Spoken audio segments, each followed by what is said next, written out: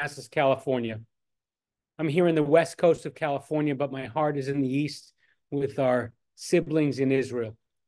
We are gathered together, all of us, members of this incredible Jewish family, and also people who love Israel who are not Jewish, from here in America and in Israel. We're here because we're gathering together under the brilliant idea of Rabbi Lana Zilberman Soloway, who has a foot in both America and in Israel. To gather together, to hold Israel in our heart, to think about these days since that horrible massacre, to remember and hold on to and cry out for and pray for the release of the hostages, to worry about anti-Semitism here and to worry about Israel there. And we're all connected together. Tonight, open your hearts. Be in this safe space where across the ocean we can be together. It's my honor to introduce Rabbi Lana Zilberman Soloway, a rabbi.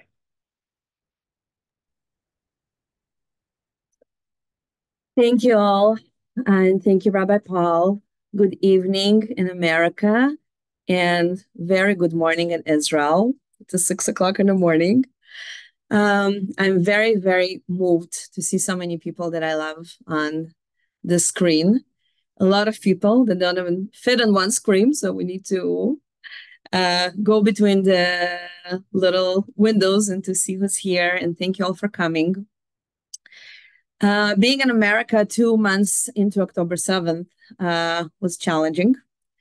Very, very happy to be one of the leaders of our beautiful community, Congregation Orami, but also, of course, very, very challenging. And one of the biggest challenges was not being able to physically be on the ground in Israel and to be at the funerals and at the shivas and at the hospitals and just to be with people that really needed that. And this is one of the reasons for holding this evening. We've invited some incredible human beings, colleagues, friends that are doing holy work in Israel as professionals, as rabbis, but also at the same time, they are parents, they are spouses, they are friends who worry day and night about people that are close to them. And it's just a beautiful opportunity to hear them, which is so much personal than listening to the news and other medias. Another reason for doing it specifically tonight is the special week that we're in the midst of, going towards this special Shabbat when we read Parashat Yitro in the book of Exodus, and we read about the 10 Commandments. And every single year, for the last several years during this week, the Beit Midrash, the seminary that I'm privileged to be an alum of the Shalom Hartman Institute, are doing a very special week when rabbis who were ordained and now part of the graduate network are holding events all over Israel in public spaces. And because it's such a diverse group, going from Orthodox to Reform to secular to conservative and everything in between, then every single one of these events has a different kind of feel to it. And I was leading usually an event in Israel during this week, and being in America this year, Rabbi Sigalit Ur, who is actually on Zoom with us, who is the leader of the network of the alumni, asked me if I'll do something here. And immediately the first thing that came to mind is really to connect my two worlds, the worlds that I love, my community here in Calabasas and my family and friends in Israel, and to create an evening of solidarity to mark almost 120 days since October 7th, and just to be together, one people, one family, one heart. So thank you for being with us in this special evening. When I described to a close friend of mine in Israel what I intend to do tonight and how many people I invited to speak, so she said, "Oh, you are doing a kaleidoscope," because clearly every single person from those who I invited can give us a 2-hour at least plus talk about very meaningful and important things. But we're not going to do that. So we're going to have tastes. because I wanted to bring as many possible angles to the conversation tonight. So I like this image of kaleidoscope. We will have a kaleidoscope of voices, of faces, of people. And I'm honored to invite our first guest speaker, who is a dear, dear friend, mentor, Rabbi Naama Dafnikel, who is a co-leader of community in Haifa, which is part of the IMPJ, of the Reform Movement in Israel. Keilat Or Chadash. We even have the name Or, which is similar to our community and Naama's community. And besides being an incredible rabbi and mentor and teacher, she is a mother of 2 teenagers, and she is a leader, and she's an Israeli woman who's been living day and night everything that everybody else been living for the last 120 days. So we would love to hear, Naama, about your everyday as a leader, as a mother, as a woman. And thank you so much for getting up so early in the morning to be with us. Thank you, Rabbi Lana. I don't think I've ever blushed so early in the morning. And good evening. I want to bring I live in Haifa, which is in the north. Haifa is relatively safe so far, and I will say something about it. But I want to give the voice of the people that nothing happened to them. I want to share with you the baseline of Israelis, the people that haven't lost someone too close, that their kids aren't serving in the army right now, that on the surface, nothing happened to us. And one of the reasons I'm able to speak about this is because of Rabbi Paul, who said, "What do you mean nothing happened to you? Just think about it." So I want to share with you a little bit how life is now, and then I would love for you to ask questions, and I promise to answer them as honestly as I can at 6 a.m. when the brain is not completely there, but I'll do my best. October 7th is something that we still can't understand. I was in a synagogue leading Hakafot. We understood something was going on. We thought it was just a missile attack. We didn't quite understand the magnitude of the thing. Later, my daughter told me that she started getting messages on Instagram. You know, there was all of these horrible, horrible movies that I haven't seen and I'm not interested in seeing. And she said, "And you were in synagogue and I didn't know what to do." And she said, someone came up and she said, "I saw this horrible movie on one of the apps, doesn't matter, and erase the app." She's 12 and a half. And she said, "I didn't want to see these movies, but I knew that if I left the app on, eventually I'll go and see them. And you weren't home, you were in synagogue, and I didn't know what to do, so I deleted the app." And I'm so grateful that she did that, because so many kids and teens are post-traumatic just by the mere fact of the things they saw in the first few hours when none of the adults realized what was going on. So many people that nothing happened to them are now actually having secondary trauma just from the exposure to so much hate and so much violence. In the days that followed, we had a collection center, one of the biggest in the north, and some of you here helped us and are still helping us. And it seemed like if you're not in the army, the entire country volunteered, I think, for at least a month, if not more. It's almost like everyone's day job was volunteering in something. And that was unbelievable. And that was inspiring. And it was also so devastating, because we got requests that broke our heart. We got requests from IDF platoons. "We need water.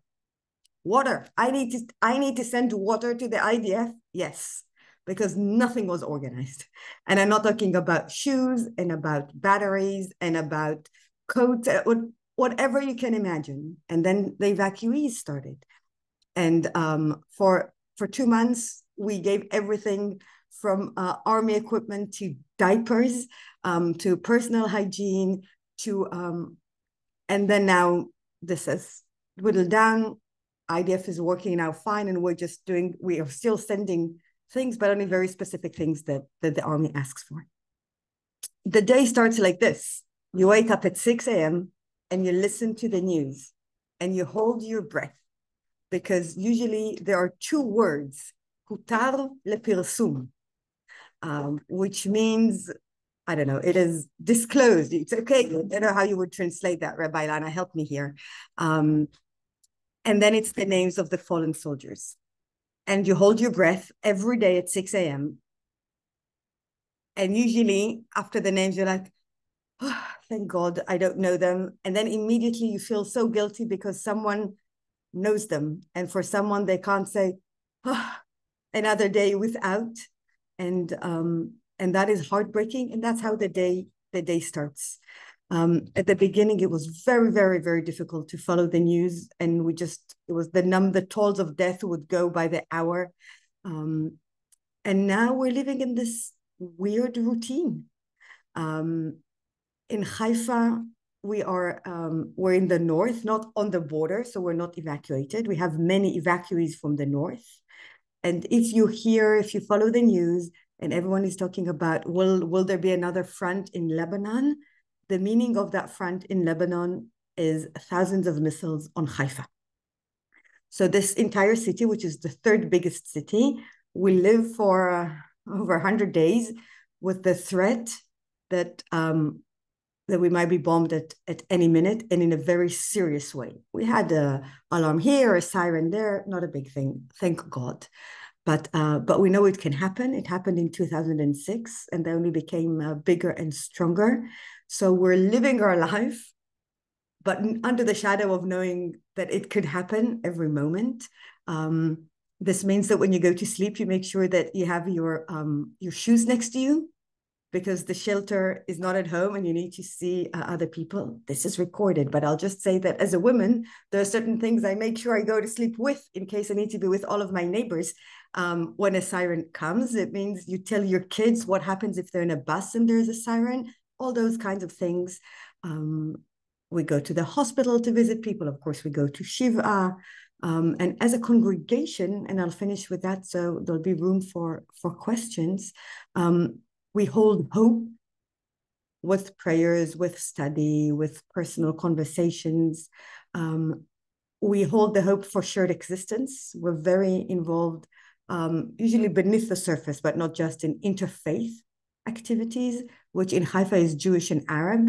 And so far we had no riots in the street, which is extremely, unbelievably amazing, that the Israeli Palestinians, the Israeli Arabs, which are suffering greatly in so many fronts, have not been rioting in the street at all. Actually, just yesterday we went to the hospital, and we gave flowers for the Jewish and Arab teams, medical teams that are working together in spite of everything. And most of our support goes to the soldiers and their families. We had 38 soldiers right now. Some of them were released. I think the current count is 32 congregants that are in the army right now. And we're trying to support their families. We're trying to support them. And it's mostly about being there for them when they come back, which is a whole new journey of healing and reclaiming faith in humanity, which is something we're trying to hold to, but it's not easy, I have to say. It's not easy. Rabbi Lana, should we open this for question?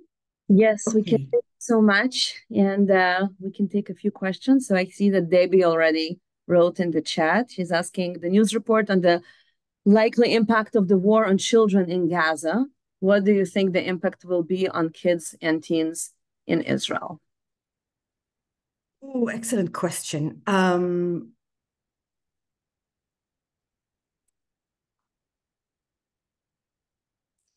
I think the faith of believing and trusting other human beings would be a huge challenge.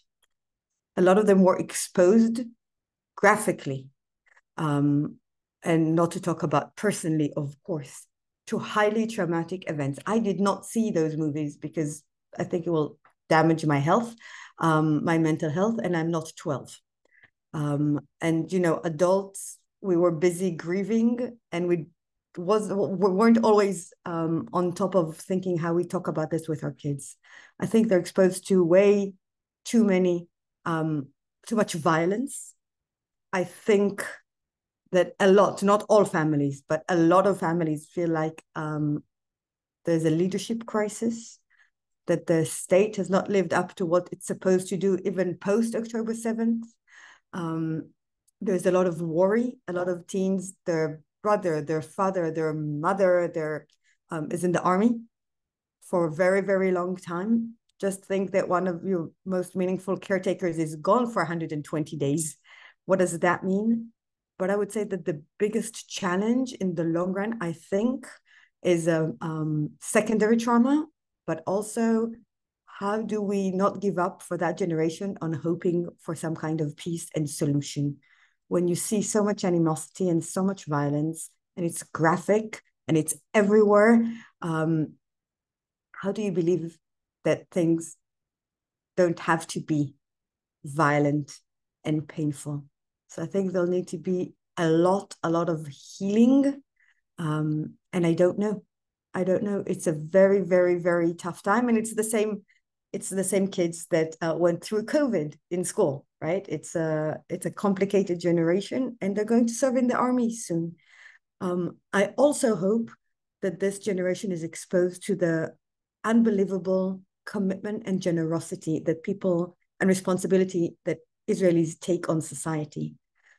If for many, many years we became a very individualistic society, lately, I personally think it was even before the war with the demonstrations, but definitely with the war, so many people are doing unbelievable things, including risking their lives on a daily basis for the better good. And I hope that as teens, they get that as well, that so many people are committed to a thriving Israel. Thank you so much, Rabbi Naama, for such a profound and honest opening. And again, thank you for waking up so early. I know that you're not going to be able to stay with us for the entire program, but we're happy for you to be with us for as long as you can. I'm going to move us on to Cantor Kyle for a musical interlude.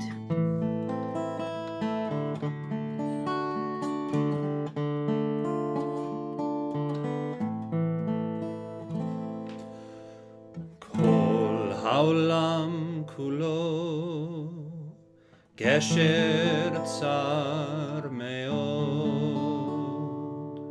גשר צר מאוד, גשר צר מאוד, כל העולם כולו גשר צר מאוד, גשר צר מאוד, והעיקר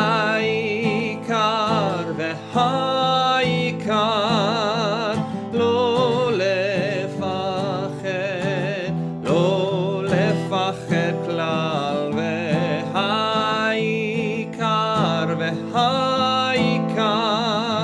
לא לפחד כלל. יאי לי לי לי יאי לי לי יאי לי לי לי יאי לי לי לי יאי לי לי לי יאי לי לי יאי לי כל העולם כולו גשר צר מאוד, גשר צר מאוד, גשר צר מאוד, כל העולם כולו גשר צר מאוד, גשר צר מאוד.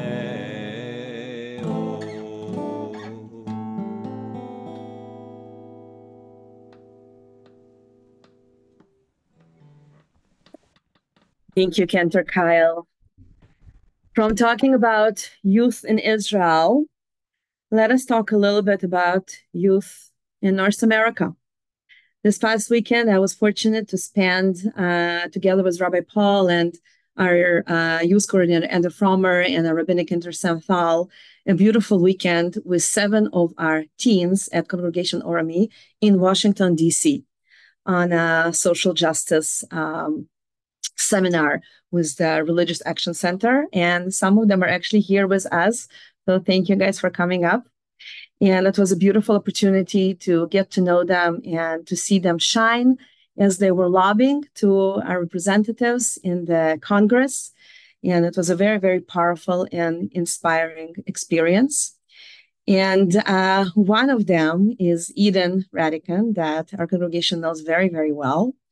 And I learned about something that Eden went through right after October 7th. And since we call this evening One Family, One People, One Heart, and to be together with our Israeli and American family, then I couldn't think of anybody better than Eden to share. Unfortunately, not a happy experience, a sad experience that shouldn't have happened to a 17-year-old teen in this day and age, in this country, but it did, and it's here. And I think there's a lot of power to be in a community and to share these experiences when they happen, although we all know that they shouldn't happen. And I just want to salute Eden for the courage, for the bravery, for the resilience, and for being willing not only to write about it, but also to share it with all of us. And I hope that that is also part of healing and part of you knowing that you're not alone, that you're part of a large community, both here, but also in Israel and among the Jewish people all over the world. So thank you, Eden, and we are with you. Thank you so much, Rabbi Lana. Hi, I'm Eden. And unfortunately, my biggest experience with anti-Semitism came from one of my favorite places, the pool deck. As some of you know, I've played water polo for the past 4 years, and it quickly consumed over 30 hours of my week. To play a sport built on dedication, determination, and love means everything to me. However, in the week following the October 7th attack, more specifically Wednesday, October 11th, it all changed. At my congregation, here, you can often find me on the bima with my guitar in my hands and leading our congregation in song and prayer. And I was very honored when the clergy members here asked me to help lead at the vigil for those lost in the initial attacks. I instantly accepted the offer from Cantor Kyle, yet it meant I had to leave my water polo practice about 15 minutes early. I emailed my head coach in advance and went to practice just like every Wednesday of my life for the last 4 years. In the middle of swim sets, my assistant coach, who has made questionable remarks about Judaism before, asked me why I had to leave early. I told him the clergy members at my temple asked me to help lead a service, and I don't want to smell like chlorine in front of 200 people. He quickly responded, "Why?" I said, "Because I was asked to lead a vigil for my people, and it is important to me." Instantly, I heard, "That's not important. If you were committed to water polo, you'd stay the whole time." At that moment, I had to decide whether or not I was going to stick up for myself, my Jewish teammates, and my community, or if I was going to let my coach, a person who was supposed to uplift me, instead put me down. I decided to stand up for myself. I said, "It is important. My people are being killed, taken hostage, suffering, and are scared." But before I could get another word in, he said, "They're not your people." My heart sank and broke into a million pieces. One of the biggest parts of my identity was just neglected by an ignorant man who, instead of wanting to see how he could help his player through the darkest of times, decided to degrade and belittle me. I tried to explain to him how, as a Jew, the people of Israel, American Jews, and all Jews are considered my people. But nothing could get through to him. After I finished my sets, I left and had never felt so angry in my life. I didn't understand how my coach could make me feel that my need to grieve and be with my people was wrong, that my Judaism did not matter. When I got home, my mom instantly knew something was up. And for the first time in over 3 years, I cried. I broke down in my mom's arms and told her what my coach had said. After a discussion on what to do and how to go about the inappropriate behavior of my coach, my mom said something that truly scared me. She said, "Well, we know they won't hide us if it comes to be that time, like our ancestors had to do during the Holocaust." That weekend, I decided to leave one of my favorite parts of life. I could no longer play for a team or engage in an environment where I and my faith were not respected. And I could no longer engage in a place where I did not feel safe to be me. To be honest, 4 months later, I still don't know if I made the right decision. I'm deeply conflicted on whether or not I should have stayed on the team, most likely lose my varsity spot, and act like nothing had happened, or if leaving truly gave my coach the opportunity to examine his behavior, his comments, and how they affected me. I wonder if my leaving demonstrated to my other teammates how I protected myself from an unsafe situation, even if it meant losing what I loved most. That's been my experience since October 7th and battling with, I guess, the anti-Semitism here, and that's meant losing my favorite part of life besides our community here at ORME. And I feel like that's a very, sad to say, common experience with a lot of Jews here my age. So, Rabbi Lana, if there's any questions or anything about that, I'm happy to answer.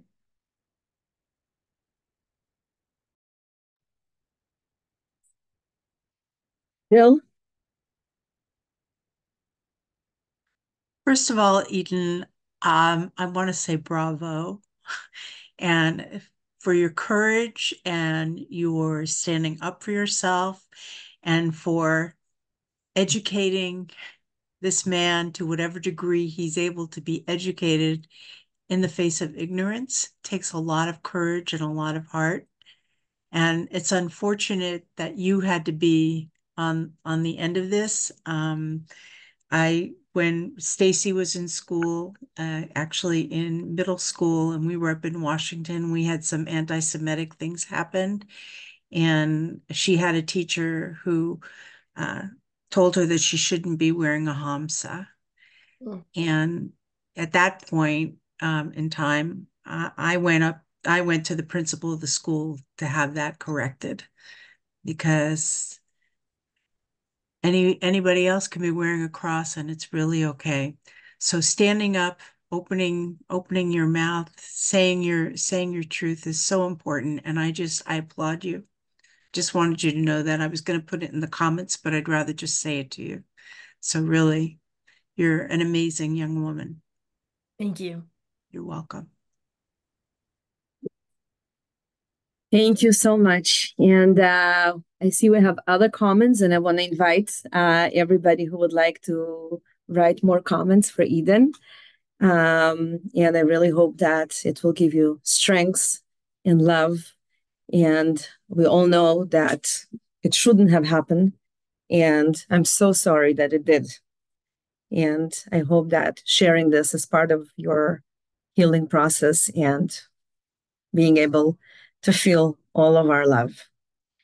And going forwards, before we will have our next Israeli guest, I want to invite another congregant of ours, Debbie Pettis, to share a little bit about, I would call it, a power of education. Debbie?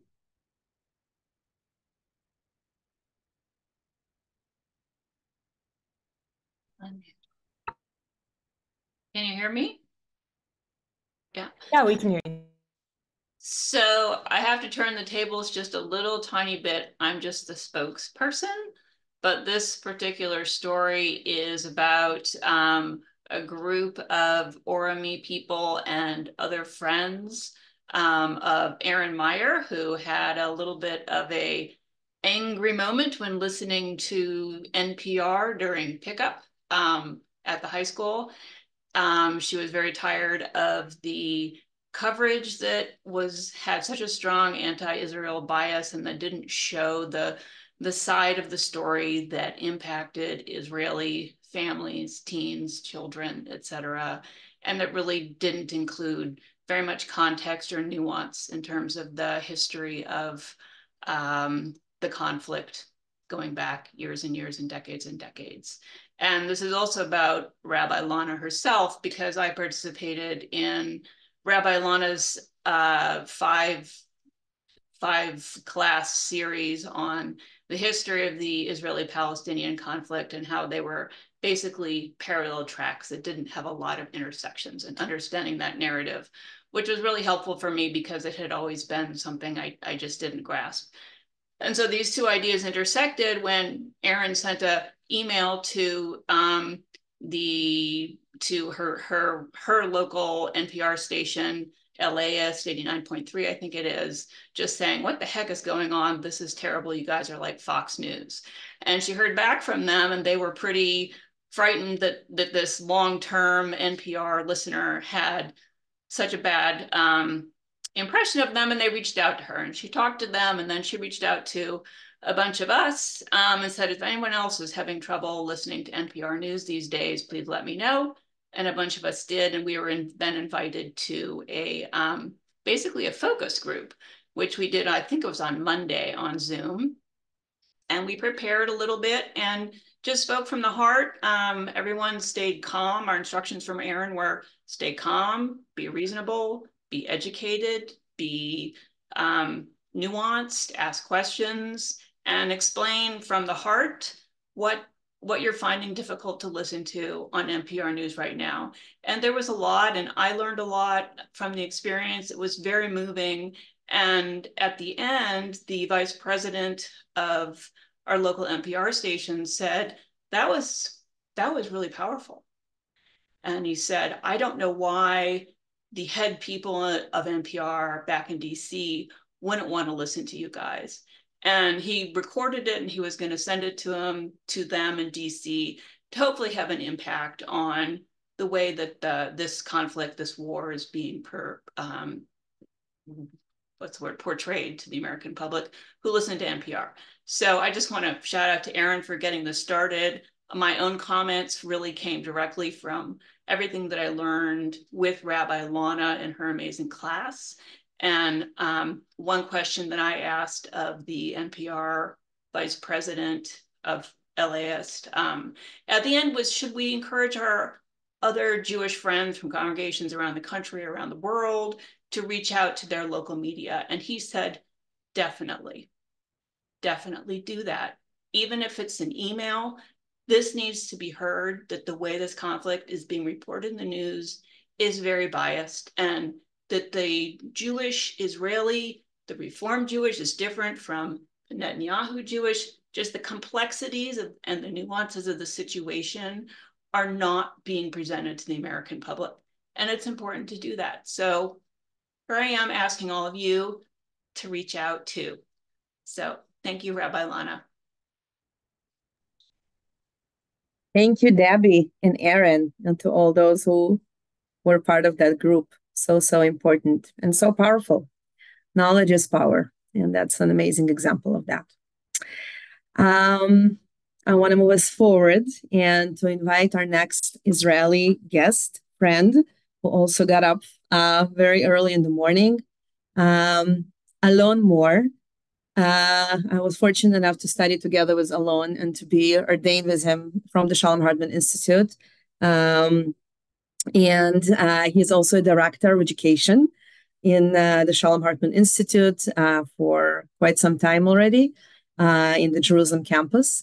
And he's also a Jerusalemite who is married to Kinneret and a father of 3 children, one of which is serving in the IDF as a paratrooper. And up until, I believe, a week or maybe a little bit, a couple of days more than that, spend many long days and many long nights inside of Gaza. So Alon also brings this perspective of what does it like to be a father who's worrying about his child during the last 120 days. So Alon, thank you so much for being with us, and please share. Hi, good morning, everyone, and Thank you, Lana, for this very therapeutic meeting for me. Actually, this is very. Lana knows that I'm pretty nervous about this meeting. I guess because also this is like, on one hand, this is like the first time that I'm speaking about my experience as a father for a son who's fighting in Gaza, and on the other hand, because I'm not sure that there is something that is very unique about my story. I think it's the story of tens of thousands of families and parents in Israel right now, and I feel fortunate under this situation. But again, thank you so much for inviting me to speak, and please feel free to ask questions. I'll just try to give few thoughts, and I will really appreciate questions and reactions. So again, my name is Alon, and everything Lana told is in truth, and I'm fortunate enough to be her friend. And I want to start also by saying thank you, because I feel that this meeting is all about Jewish peoplehood and about caring, and I really appreciate it. I can see it in so many ways, and it's really I can feel the energy and the spirit that it gives me in person and for all of us. So maybe I will start by I made this short presentation. So maybe I will start by saying that this is Itamar, or at least this is Itamar the way that I keep thinking about him. I mean, he's my little boy, he's my little child, and I think that all of us are holding the perspective of our sons as really children. We speak about them as hayeladim, yeah, the children of us, and it's strange because the metamorphose from this Itamar to this Itamar is something that is still not very easy for me to digest. I mean, I really think of him. I really worried about him as like he was like really like my small child, although he's evidently not. So I can say that Itamar joined the army on November 22, which means that the first year as a paratrooper, it means that this was his like basic trainings. And during Sukkot, he was in Hebron, in Me'arat HaMachpelah. How do you say, Lana? Me'arat HaMachpelah? The cave of our patriarchs in Hebron. Yeah, and just it looks to me right now pretty funny that I was so worried when he was in Hebron. I mean, I was very nervous about it, and little did I know. So on October 7th, Itamar was in vacation in our home, and when everything started, then immediately during the morning hours, he got the call, and I took him only like to the central station of Jerusalem. So they took him by he and all his friend and all the other soldiers by buses. It is a very short drive for me. It's like just 5 minutes from my house, but I think it was like the longest drive I've taken. I mean, all the thoughts, and this is on one hand, I feel that we have a really strong connection, and we are speaking a lot, Itamar and me, but I couldn't find the words. I really couldn't find the words. I just keep like mumbling, just take care of yourself and try to be very aware of everything, because what can you say under this situation? I mean, there is nothing in your life as a parent that like preparing you for this kind of situation. And I can say that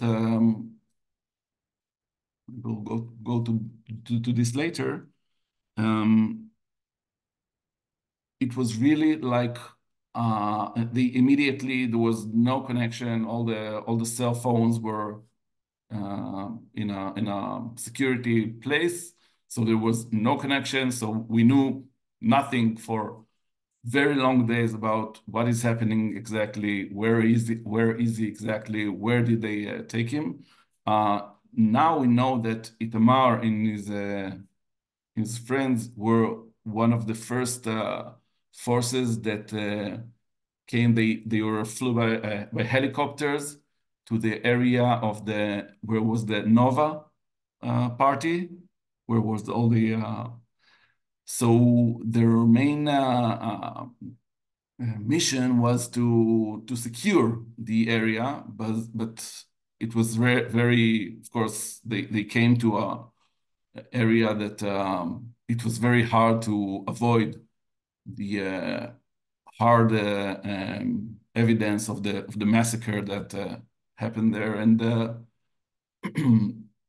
so you're also thinking not only about his security in body, but also in mind. I mean, this is kind of experiences that you don't wish for your son to be a part of. I can say that during the long days that we didn't know what is happening, when we're just, all of us are looking at the television and the news and everything, we're just like trying to get some information and maybe trying to connect some information to understand where he is right now. And the anxiety is really, it's terrible. I mean, it's like being in a stress all the time because you don't know what is happening and you're getting a little bit of information, definitely a formal information. And this was the situation during a lot of these days, I must say. So it comes to me that I woke up one of the morning after a few weeks and I say, okay, now I'm more missing him than I'm worrying about him. Just missing him. I mean, it's been weeks than the last time that we saw each other or spoke.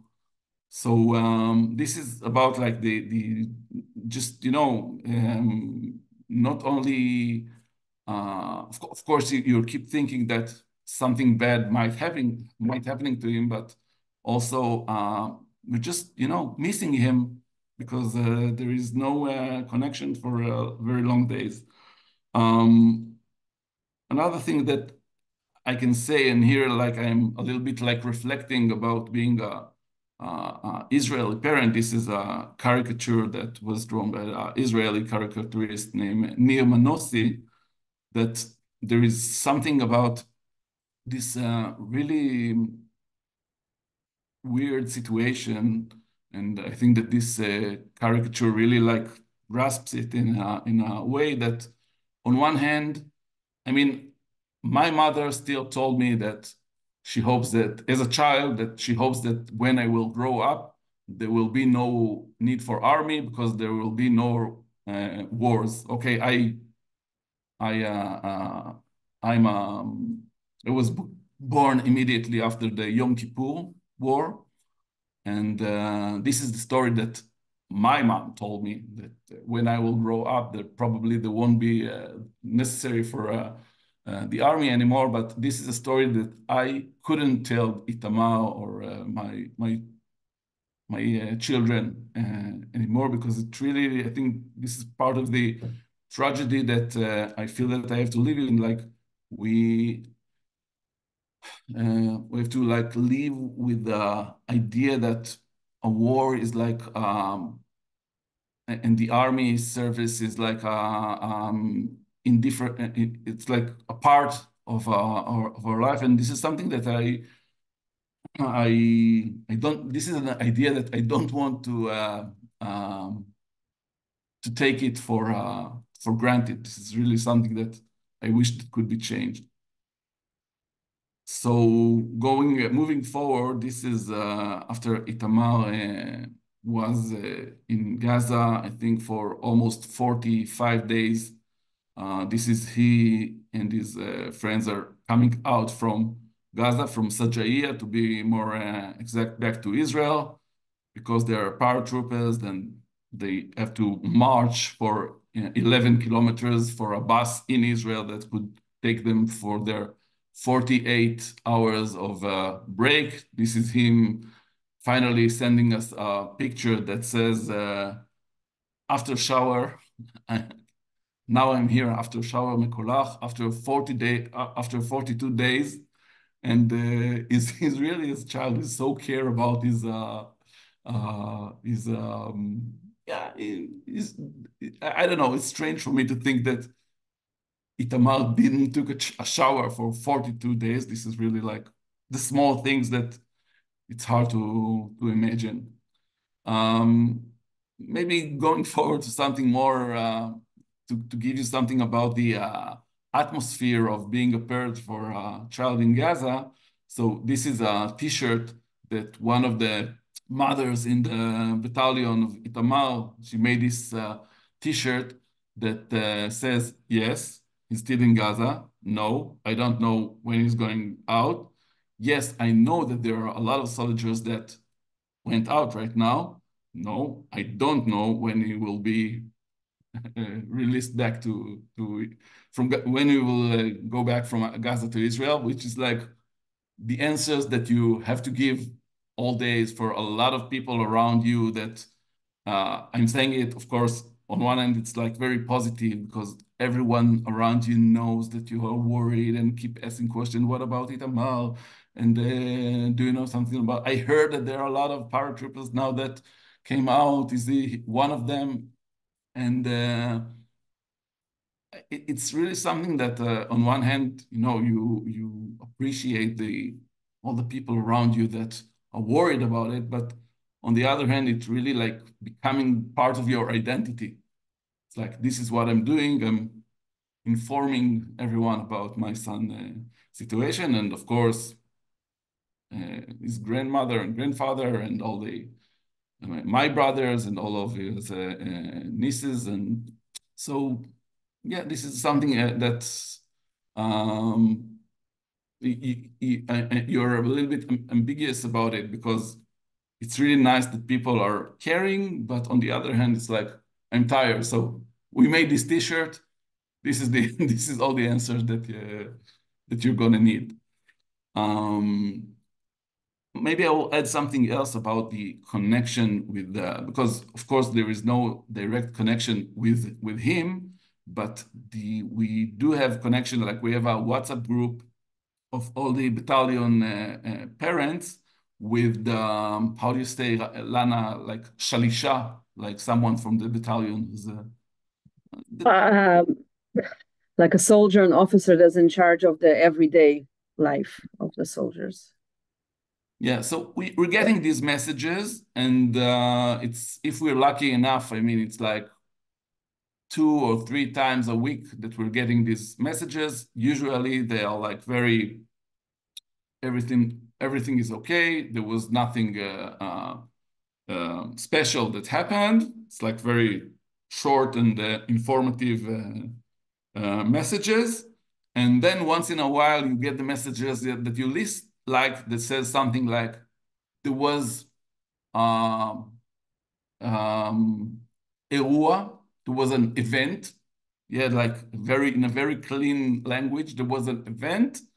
The parents that should know about it got the messages. So if you didn't got any message, then it's not you, okay? But it really feels like a Russian roulette. It really feels like something that, and you know that you're going to sleep, and if you can sleep at all, and you know that your nightmares is someone else's reality the next morning. It's like waking up every morning, 6 a.m., looking at the cell phone, and you know that you're going to see the list of the names of the soldiers that killed in Gaza. And this is really like, it's heartbreaking, and it's very frightening, I must say, because you know that it's not like only in your head, and and your nightmares are not like just thoughts that are not relevant to the reality. This is the reality. Just to end with a more happy note. So this is Itamar a week ago. He came back from Gaza because he and few of his friends started this week. They started like a commander course. I'm not sure about the translation. Lana will, but it's like he's the one of the commanders that are going to get the paratroopers that are starting their military service on March. So this is a course that usually take almost 4 months, but is going to do it with less than 2 months because everything was delayed because of the war. But now they have to get the new paratroopers. And this is Itamar with Kinneret, my wife, on the right side, and on the left side with Shachar. He came with flowers because this is what was their 3 years anniversary, so-called. Yeah, so just I hope it gives you some idea about me and us. Thank you so much. And please, Lana, if you want to share some questions or thoughts, then I'm with you. I can say that all in all, Itamar is in a good physical and psychological shape as far as I can say. I know that he was exposed to some not easy sites. And I could say a lot about the moral issues that concerns me, but I guess that it would take much more time. Maybe just we have some powerful questions in the chat, and you can answer that, and we will wrap with that. Is Itamar angry about the situation? It's completely different. Do you see a path someday for peace? Okay, so on a personal level, I don't think that he's angry. I mean, first of all, they met Ayala already. Lana. Okay, so I don't know if they will meet, but I think that there is a big difference between soldier. This is like their regular service, the mandatory service for almost 3 years, and the reserve forces. I think that the reserve forces also like they took everyone from their life, and I think that they also have like a more political involvement in the situation. I think that first of all, he's not angry because he's a young soldier. He sees it as like he's in a weird way, like some kind of adventure. And again, this is what soldiers do. So for me, it's weird. Again, going back to the picture of Itamar as a child, this is the way that I understand him, but he's a soldier and he chose to join the paratroopers. I mean, this is a volunteer unit. He didn't have to go specifically to there. So I think that in a way, he feels that he is fulfilling his mission as a soldier. So I don't think that right now he's angry. Of course, there are things that he's frustrated about them, but I don't feel anger over there. And I must say, I don't feel that he's angry about everyone. I mean, he's not angry about the Israeli government. He's also not very angry with Hamas. It's like, okay, this is what I have to do right now. And I think as an educator, that hope is something that is like the basic thing that you need as an educator. If you don't have hope, then you might as well do something else, because education is all about hope. And as far as I'm concerned, I will never stop to educate my private children and my students and everyone for peace and for hope, that things might be different, that there might be peace. I'm not in charge of the Palestinian side, but I have strong, yeah, I have strong responsibility for my side. So I can tell you a lot about the educational steps that we did right now, but I can say that all of them were all about what I would consider as educating for peace. Thank you so much, Rabbi Alon Mor. And the story that Alon is sharing with us is a story of hundreds of thousands of parents in the state of Israel since October 7th. And unfortunately, we don't have a horizon to an ending date on that. Maybe one day we will meet on another Zoom and we'll share really about beautiful initiatives that the Shalom Hartman Institute has been doing for several years already about education for peace. It's very, very important and fascinating. But in the meantime, Alon, if you have a few minutes, I would love for you to stay for that and to hear our next speaker, who is our young congregant, Elijah Paul. Okay, And Lana, just before I'm leaving you to my, I just want to say everything, thank you for this conversation. And I know that all of you are really involved with what is happening and helping in every way that you can. And I really appreciate it. I want you to know how meaningful it is for us in many levels. And just to say thank you again for this. Thank you so much. Toda rabba. So I want to move us to Elijah, who is a wonderful young person in our congregation, who will share with us a story about Jewish peoplehood and being part of a Jewish family across the ocean. And he will first speak about himself and will introduce also his Israeli friend, who will share with us the continuation of the story. So Elijah, thank you so much for being here, and please share. Thank you, Rabbi Lana. This summer, I attended the URJ Yalla Israel program. For 1 month, I traveled around Israel with other Jewish teams. I also visited my family that lives in Israel. While there, I learned about the Israeli government, the history of the land, nature conservations, and even the Israeli-Palestinian conflict.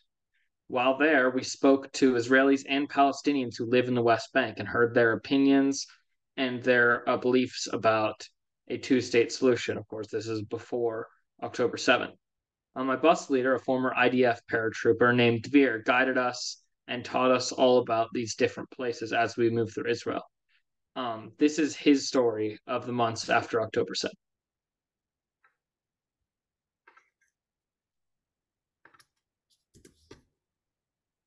I'd like to tell you my personal story and what happened. Hello everyone, I'm Dvir. I'm 23 years old. I'm from Jerusalem, and I would like to tell you my personal story and what happened. I was in my big trip after the army. I flew to India I wanted to fly for at least half a year. I was for 2 months in India, where I did some yoga and meditation courses.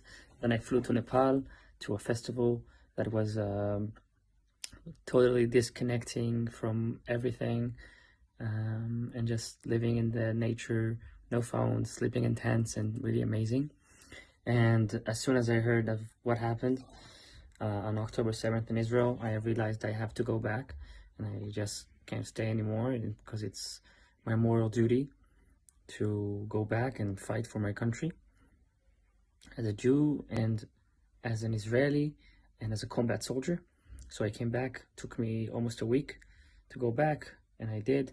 where I joined my team, and we went into Gaza in October 30. And there we were for 8 days until on November 8th. We were on the middle of going into an attack, and on the way, while crossing a street, we heard gunshots.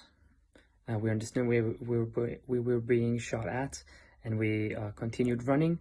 And then 2 meters before we got to the house we were supposed to, I see black, and I feel a lot of pain, and I immediately fall to the ground. I understood I was hit.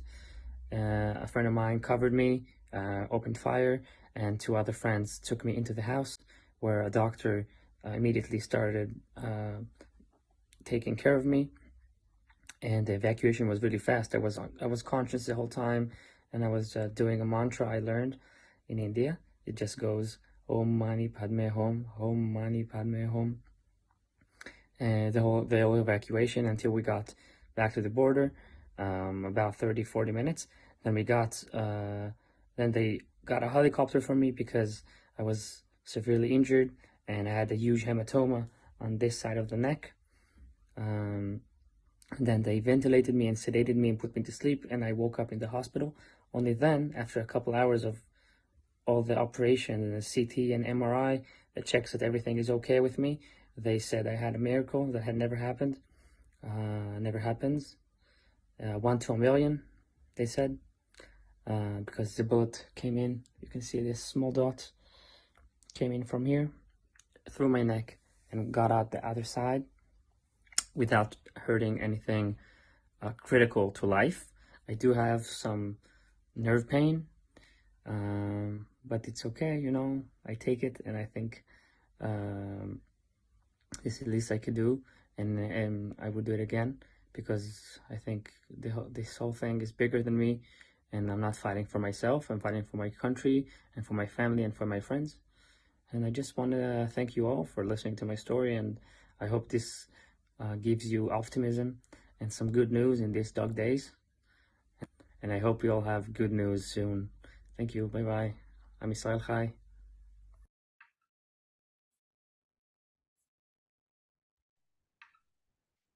Thank you so much to Elijah and to Dvir, who couldn't be with us, but made this recording especially for us, for this gathering. I hope, Elijah, that your friendship with him and all the others that were on that bus with you will continue for many, many years to come, and that you will have many things to celebrate together. And thank you so much for sharing this.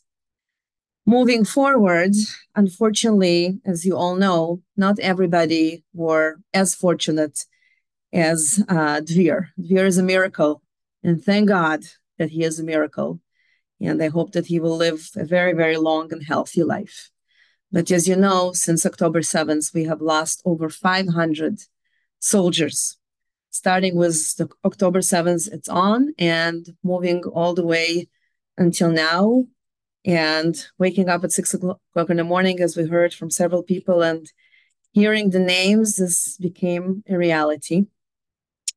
I want to share a beautiful initiative that was done by one of our alums at Hartman Institute, Rabbi Matan Chayat, who is also a high school teacher at Tichon Keshet in Jerusalem, and something that he felt that he must do with his students in high school, which is not only listening to the news and worrying, but also to take an active step and be there for the families who were not as fortunate and lost loved ones, young men and women, during their military service during this terrible war. So please watch the next video and follow the English subtitles.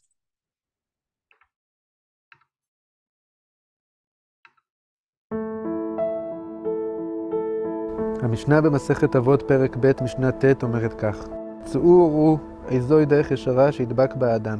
רבי אליעזר אומר עין טובה. רבי יהושע אומר חבר טוב. רבי אלעזר אומר לב טוב.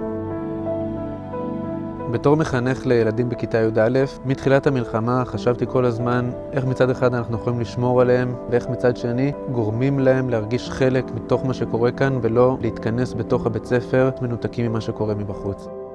לקחנו על עצמנו פרויקט לכתוב מכתבים למשפחות של חיילים שנפלו במלחמה.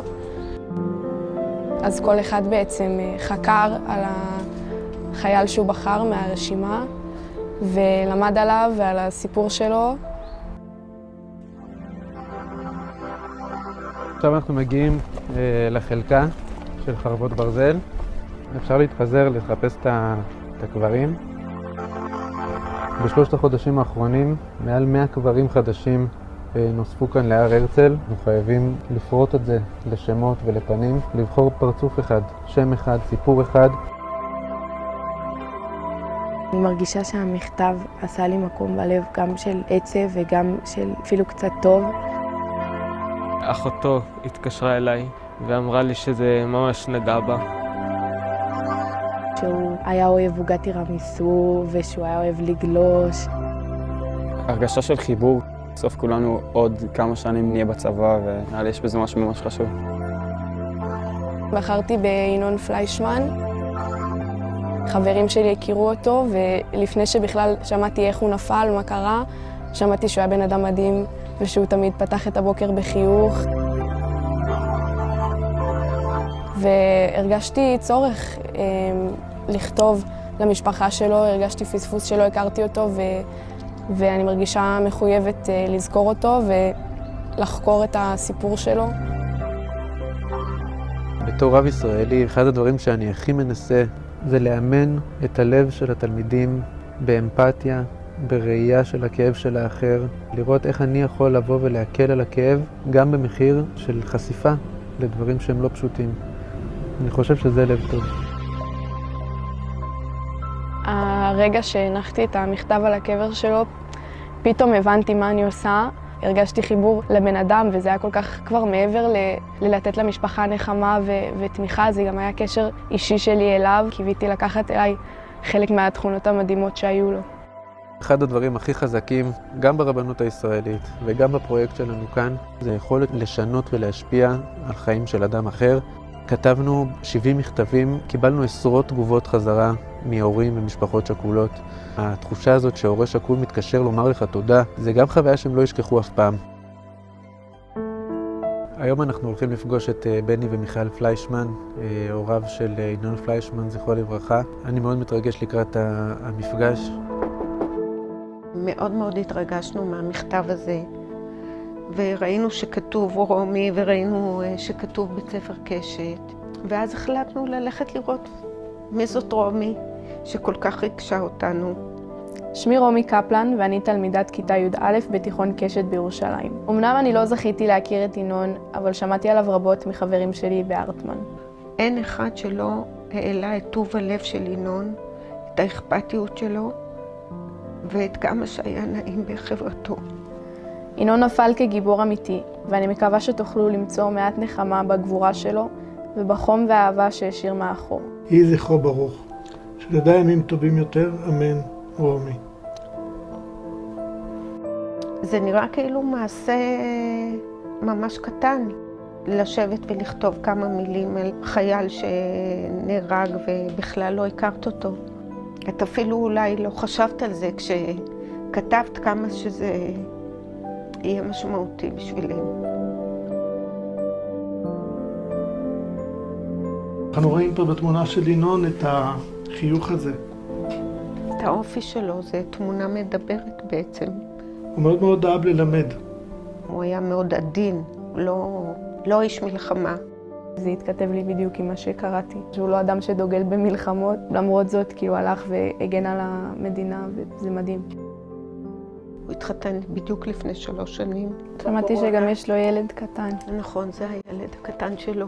איזה מתוק. זיו היה בשבוע שעבר בן שנה. כל מפגש כזה עם אנשים שבאים להכיר ורוצים לשמוע, מאוד מאוד מחזק אותנו. חיפשתי המון באינטרנט, התמונות היחידות שראיתי באמת הן החיוך הזה. אני חושבת שזה מראה גם על מי שהוא היה. משהו פשוט משך אותי, הרגשתי שאני חייבת לו את זה. ואני מאוד שמחה שבאמת המכתב הגיע אליכם וריגש אתכם. פעל את פעולתו, זה פרויקט מבורך.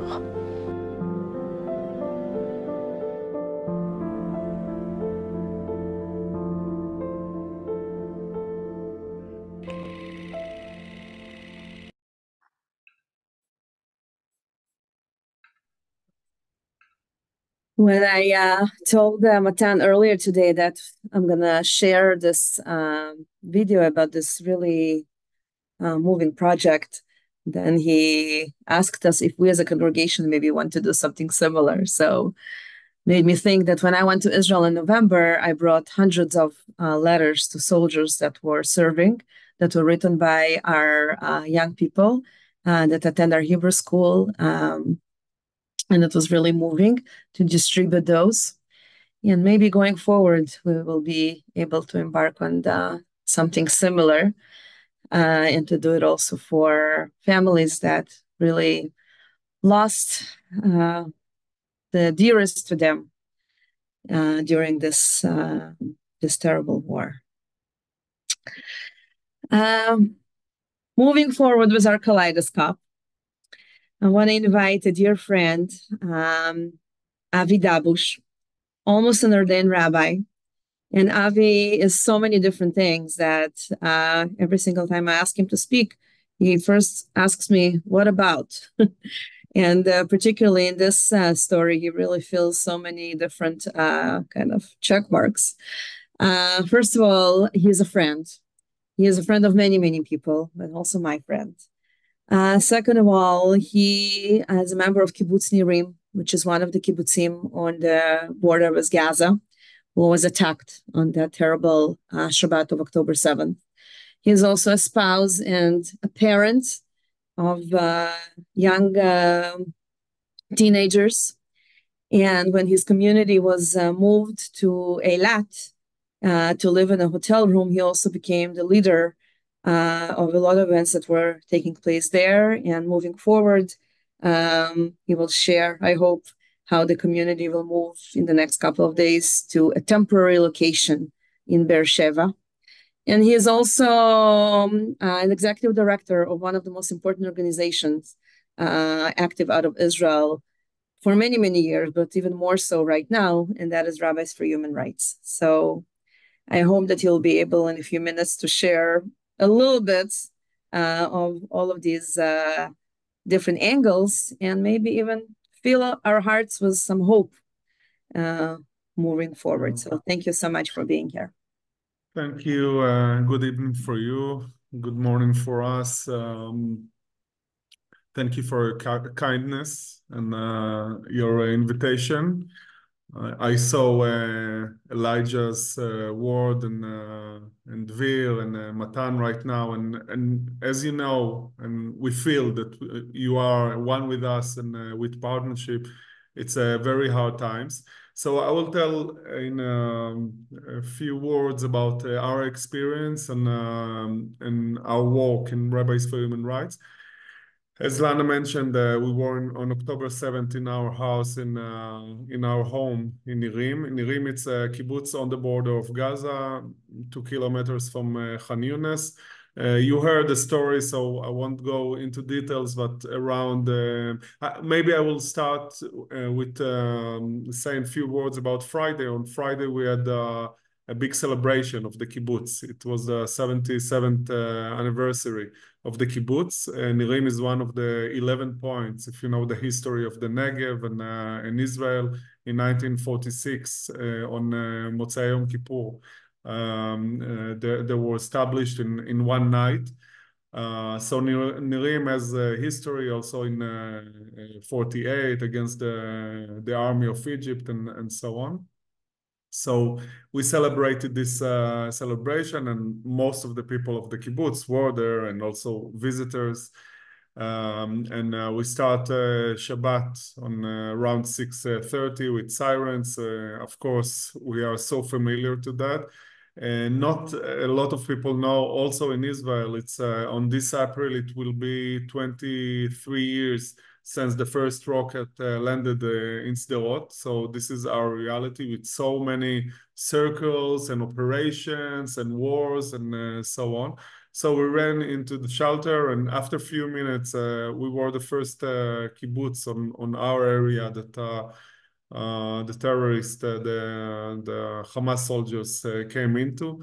So we heard gun shooting all over after something like 5 minutes. So we understood that something is happening. We ran and closed all the doors and the windows and so on, and were in the shelter. So we have so many different things that happened outside, and we inside, as the information went along. Of course, we saw it as something unbelievable. We believed, of course, it can happen, but for 10, 15 minutes, and then the army will came, and it wasn't like that, unfortunately. In Irim, 5 people got murdered and 5 people kidnapped. I myself coordinating the issue of our hostages. 3 women came back, thanks God, and two other people. Maybe I will show if I can share. I will show Yegev and Dav. It's a nice thing that we do with Shabbat candles. So Yegev just was last week 35, and Nadav 51. Nadav's mother also kidnapped, and she's back. She's one of the people that came back, Hannah Perry. And his brother, Roy, was murdered in that Shabbat.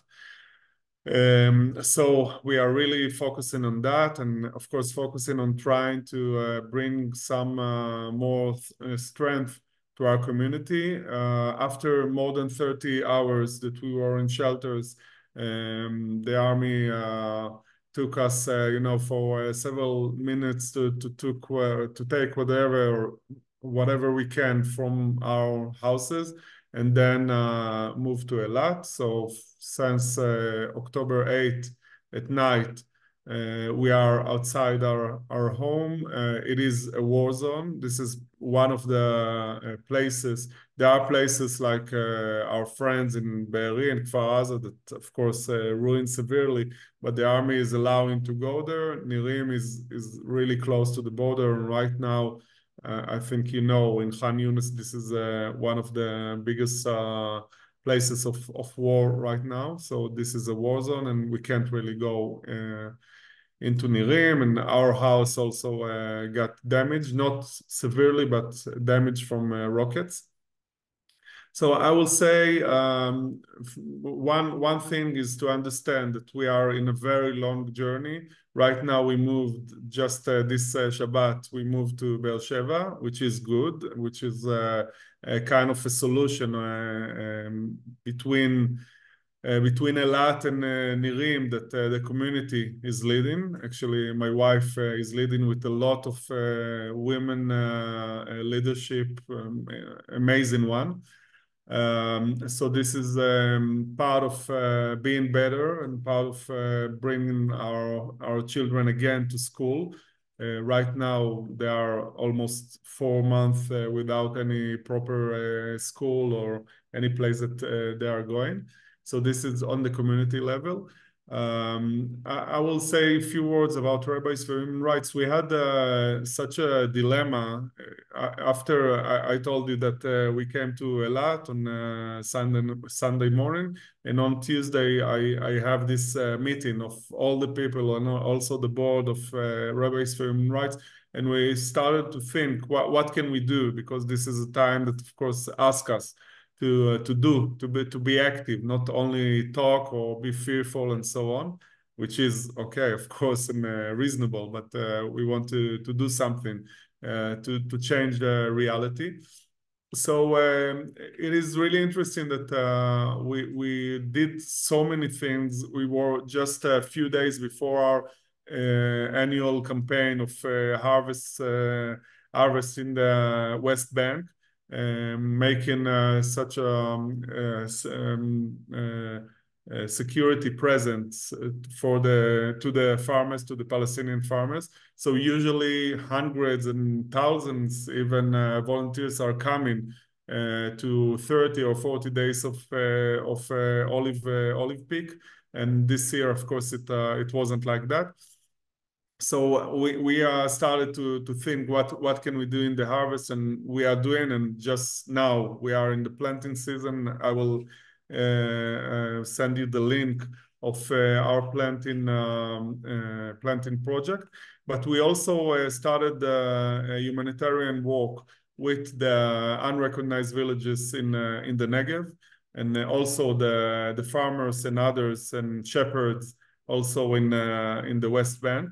So that was the time that our partners and our friends in the West Bank told us that they are in a severe economic situation because of the war, and also need medical aid and so on. So we are doing that. And of course, it's not a mainstream thing to do right now, but for us, it's really important. It's really important to know that there is a cause to this war. And what happened on October 7th is really horrible, and there is no excuse for that.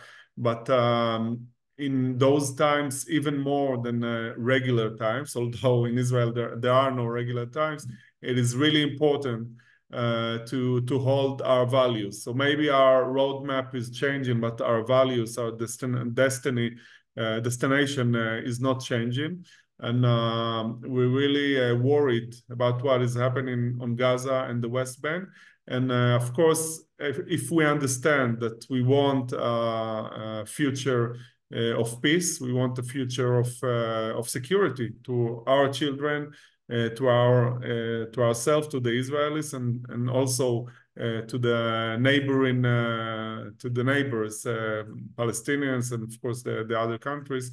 We need to think about it, and we need to hold those values, the universal and Jewish values. So I will just say that today, and this Friday, we'll be in Deir Istia after 4 days of planting in the West Bank, planting olive trees. Today we will be in Deir Istia. It's a village near Nablus. And next week we will be in Wadi Atir. It's in the Negev. It's a big project, and there will be planting to remember Vivian Silver. I don't know who is here knew her. She was such a leader in Israel for more than 40 years of leader of peace and coexistence and shared society and so on. She was establishing and leading Ajik. It's a very important organization in the Negev of Jews and Arabs, Bedouin and Jews, and also one of the leaders of Nashim Osot Shalom, Women Watch Peace. How do you say? Women Wage Peace. Wage Peace, yeah. And she was a friend and she was murdered in Be'eri, along with almost 100 people in Be'eri. So this is also important for us to remember those leaders and of course the one that survived this terrible attack, and to raise the voice of people that really believe in a better future and walks towards this future. So again, thank you so much, and I hope I will see you in Israel, and from time to time you can come and visit. Thank you so much, Avi, and your leadership was just incredible and so inspiring. And I've been following Avi from October 7th on every single sentence that he's writing, and he's writing a lot. And it's just such an important voice to keep us sane, to keep the hope going, and also taking care of so many people in his own community, in Israel, and also on the Palestinian side. So thank you so much. We're going to do 2 more things together. Our program was planned for 90 minutes. We're just a few minutes behind. First of all, I'm going to ask Lisa Friedman, who is our rabbinic intern, and this evening will not be possible without her because she is our Zoom master genius. I will ask her to put in the chat 2 links. We're not going to watch them together, but please download them and keep them on your computer that you'll be able to watch when you have a moment. One is about another friend of ours from the same network, Rabbi Ran Shafir, whose in-laws lived in one of the kibbutzim, Kibbutz Nir Oz, also on the Gaza border. And he had been supporting them throughout this entire agonizing process and moving the entire community of the kibbutz from hotels into the city of Kiryat Gat, into a temporary communal resettlement. And it's a very moving 5-minute video of Eran and his mother-in-law as he moving her into a building in Kiryat Gat for this kind of resettlement. And the second video is of Rabbi Tamar Elad Appelbaum on the Hostages Square in Tel Aviv, that has become really the prime location for the hostages' families and for everybody that want to share their thoughts, prayers, respect to the hostages' families. Very, very, very powerful. Also a 5-minute video. So please keep them on your computer and you'll be able to watch them when you can. And I just want to see, is Ayala with us? A dear friend that was, yes, beautiful. Ayala was supposed to be with us from the very beginning, but this is also part of life. Ayala is another very beautiful, inspiring, courageous female leader. We heard a lot of male voices, so it's important to also hear female voices. A rabbi leads an amazing program called the Secular Yeshiva, Yeshivat Binah in Israel. A rabbinical student, almost to be ordained, studying together with Avi in the same cohort. But maybe more importantly than all of that, she is a mother of 3 boys and a spouse of a high-rank IDF commander who spent over 100 days in Gaza, commanding soldiers and fighting. And I've been following what Ayala was sharing with the world as she was writing almost on a daily basis about her very, very, needless to say, challenging experiences throughout this war. So I would love to invite Ayala to share a few words of wisdom about her experience and where do you get strength to get up to a new day every single morning and to move forward. So hi, everyone, and thank you, Lana. I'll share really, really short stories because I know you're over your time, and I'll share it with a couple of pictures from our family, from our life. This is us. This is me, Jonathan, my husband, and 2 of our kids. The other one is around the picture. And here we are when we came to visit Jonathan, which is an officer in the army, before they went inside Gaza. At the morning of October 7th, while I was on the phone with Avi Dabush, who you just listened to, my husband already packed his bag, put everything on his back, and went to the army immediately when everything started. And he was from the units that were the first ones to go into Gaza. Now, we heard about Gaza during those years that it's a really, really dangerous place. And when he had only 12 hours before he went inside, before he knew he's going inside, the only thing that he did when he came home is to write a will. What will happen after? To ask me to marry if something will happen to him, and to say goodbye to a lot of people. And then he went inside. He was inside at the first time for more than 50 days without any talk. We couldn't talk to him. We couldn't know what's going on with him, nothing. Here is the pictures. Every night, I did like this routine with the kids in order for them to feel their father in their lives, even though he was not there, to take a picture every night and to send to him, even though he didn't respond, he didn't get the pictures and nothing like that. We kept on talking to him and writing to him and thinking about him in our life.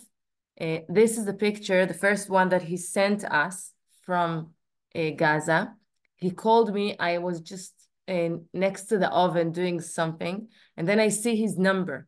And I see his number, I stopped breathing, and I was like, "Are you out?" And he told me, "No, I'm on a really, really a tall building. And when I took my hand outside from the window, I have some service and I'm writing to you." After like 2 minutes, I heard voices of booming around him, and he said, "Well, I have to go," and hang out the phone. And only after long, long hours, someone from his unit that was outside of Gaza wrote to me, "Everything is fine. He's sorry that the service was wrong, was not good," and he hang up. "Don't worry." Now I'm like at home. How will I not worry when I know where they are? And I want to share only 2 more pictures. This is one. I don't think you don't have time. Sorry. No. We do. I just want to tell you that the pictures are not moving. We still see the. No. Oh, no. Okay, just a minute. You just have to reshare your screen with the proper. Right. Okay, I'll do it now. Okay, this picture. This is a picture inside Gaza. When my husband they went inside a house, one of the things that they had to do, and then he heard voices from the floor, from under sheets and under the bed. It was very dangerous, but they found this woman that the Hamas left her there alone. She said she didn't meet any person for like 5-6 days. It's very dangerous because usually Hamas put under those people bombs and attacks and stuff like that. But after they were able to not get hurt from anything that they left there, so they took this old woman and they brought her back to the Red Cross, so they will take care of her. Now, a lot of the soldiers at the beginning told them, "This is too dangerous. Why are you doing that?" Because when they met our elder people, they did something else and they took them as kidnapped them into Gaza. But Yonatan said to his soldiers, "This is not only a war for staying alive.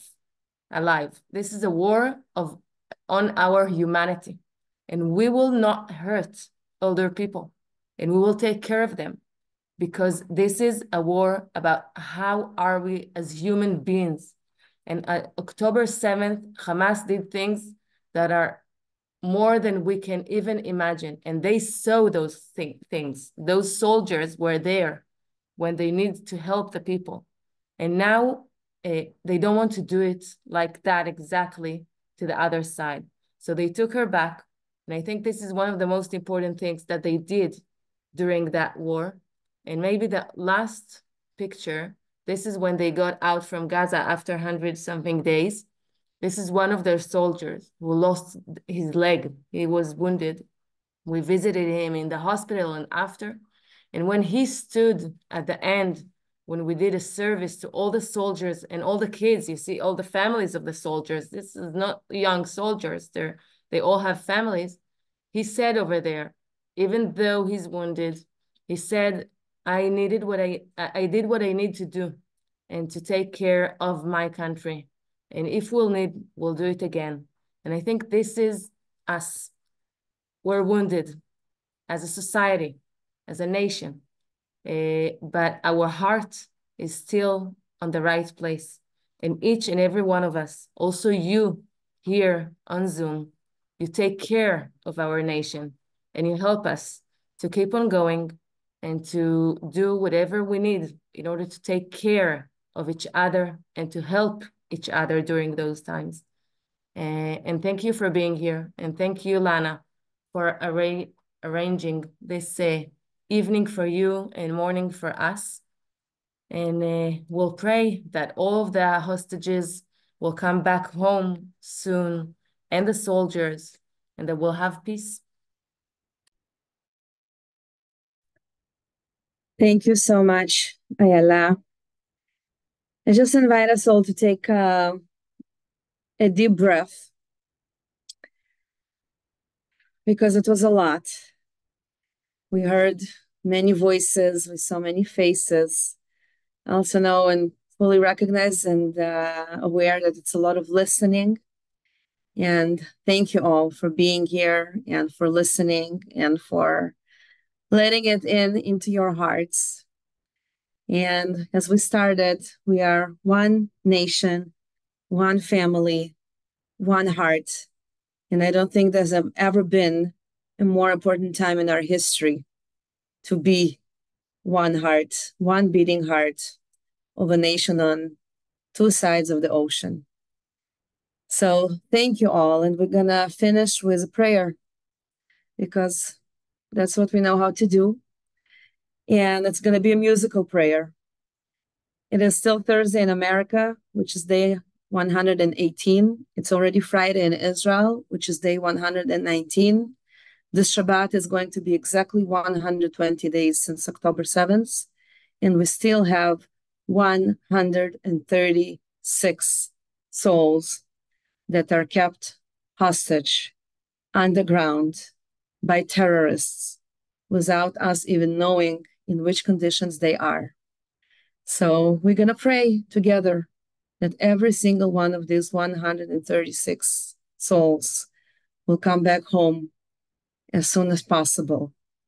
And we're going to do that with music, with a very, very powerful video that I only myself got to know a few weeks ago, thanks to Barbara, who is here on Zoom with us somewhere. And it's called Habaita, Home. And there are many, many musicians in Israel. It's a tribute, playing and singing together in one of the most beautiful venues in Caesarea, on the beach of the Mediterranean Sea. And let those words and those musicians help us be in this prayer for the return of every single one of the hostages and for the end of this war as soon as possible. Thank you all.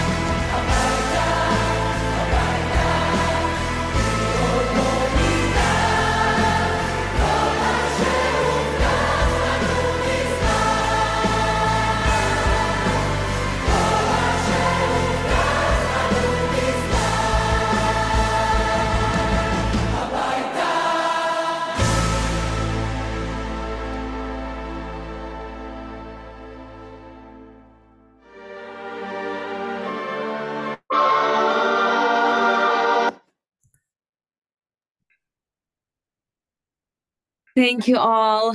Have a good night and see you all soon. And thank you to Rabbi Lana for taking so much time and effort organizing this and getting so many different speakers to come with different perspectives. It's truly a one-of-a-kind program, so powerful. Thank you. We appreciate your work on this. Thank you to Lisa.